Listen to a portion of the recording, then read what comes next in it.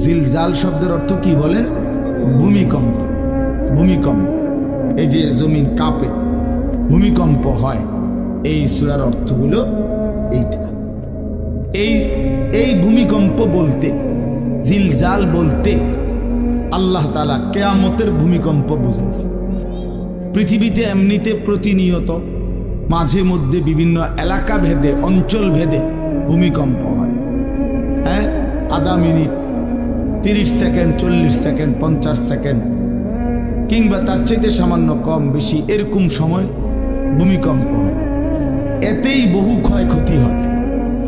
যখনই যেখানে কোথাও ভূমিকম্প হয় তো সেখানে অনেক ক্ষয়ক্ষতি হয়, ঘর বাড়ি বিভিন্ন কিছুর অনেক ক্ষতিগ্রস্ত হয়।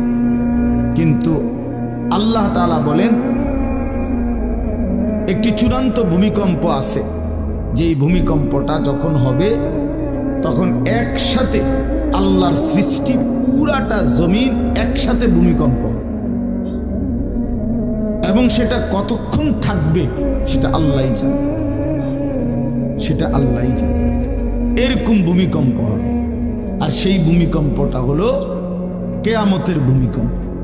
অর্থাৎ এই পৃথিবী ধ্বংস করার জন্য আল্লাহ তাআলা তার গোটা সৃষ্টি জগৎকে মউত দিবেন। মৃত্যু দুই রকমের, একটা হলো ব্যক্তিগত পৃথক একক মৃত্যু, আর একটা হলো গোটা আলমের মৃত্যু। সবার যখন পৃথক মৃত্যু হয় তো এটারে বলে মউত, আর গোটা পৃথিবীর যখন আল্লাহর সৃষ্টি সবটার যখন একসাথে মৃত্যু হবে সেটারে কয় কিয়ামত। সেটাই কিয়ামত, ওইটাও একটা মৃত্যু। আসমানের মউত হবে, জমিনের মউত হবে, সূর্য চন্দ্র গ্রহ নক্ষত্রের মৃত্যু হবে, অর্থাৎ সব কিছু শেষ হবে। তো এই যে কিয়ামত, এটা আমাদের ঈমানের অংশ, এটা হবেই হবে, এটা হবেই হবে।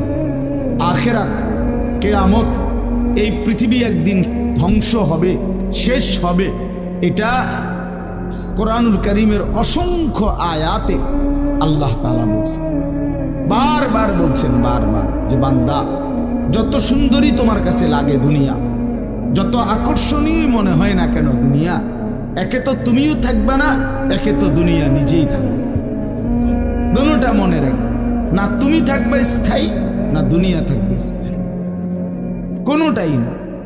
তুমিও মৃত্যুবরণ করবা, একদিন দুনিয়ারও মৃত্যু হয়ে যাবে।